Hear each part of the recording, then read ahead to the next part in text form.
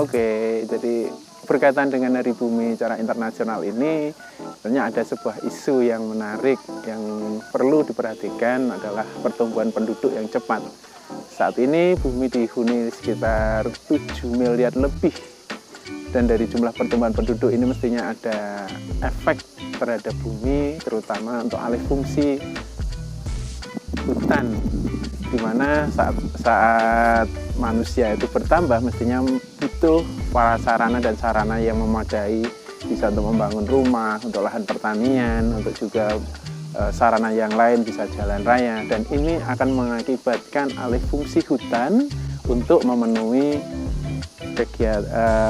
kebutuhan manusia itu, dan efeknya ruang hijau terbuka yang berupa hutan akan semakin tipis atau semakin berkurang luasnya, dan ini berpengaruh terhadap produksi oksigen yang ada di bumi dan juga konsumsi karbon dioksida, karena yang mengkonsumsi semakin berkurang mestinya ada pertambahan prosentase karbon dioksida di bumi ini. Dan ada juga harus diperhatikan juga pelestarian dari hutan-hutan yang ada di sekitar daerah Khatulistiwa, terutama yang ada di Indonesia dan ada juga di Brasilia, hutan Amazon.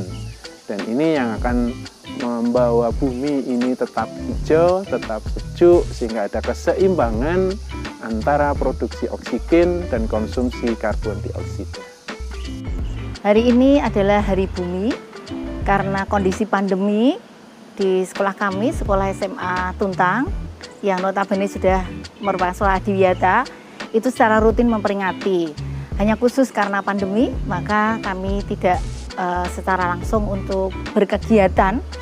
Nah, yang sudah kami lakukan untuk membantu menyelamatkan bumi, terutama dari kerusakan, yaitu yang pertama kami mengadakan penghijauan dengan gerakan-gerakan, dengan ikon kita yang sekolah 1000 buah, itu yang jelas adalah penanaman tanaman buah di sekolah. Kemudian juga tanaman-tanaman langka ikut kita selamatkan. Yang kemudian untuk menyelamatkan bumi dari polutan, ya, mencegah polusi sudah, tadi penghijauan juga sudah, mencegah terutama polusi udara dengan banyaknya gas CO2. Nah, untuk dari sampah, nah ini sampah ini di mana-mana menjadi polemik. Nah, kami berusaha dengan menyediakan tong-tong sampah yang terpilah. Bagaimana, Pak? Oh gitu. Kalau di sekolah sini tarafnya baru memilah-milah.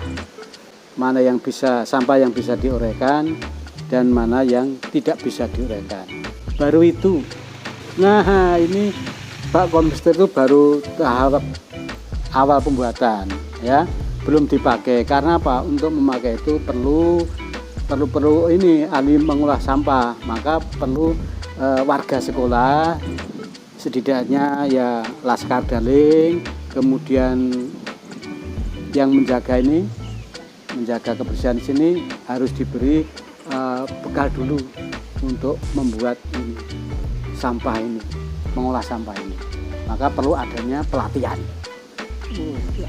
Laskar Daling itu ya darling, sadar lingkungan gitu. Jadi kelompok anak-anak yang ya ini cinta lingkungan lah.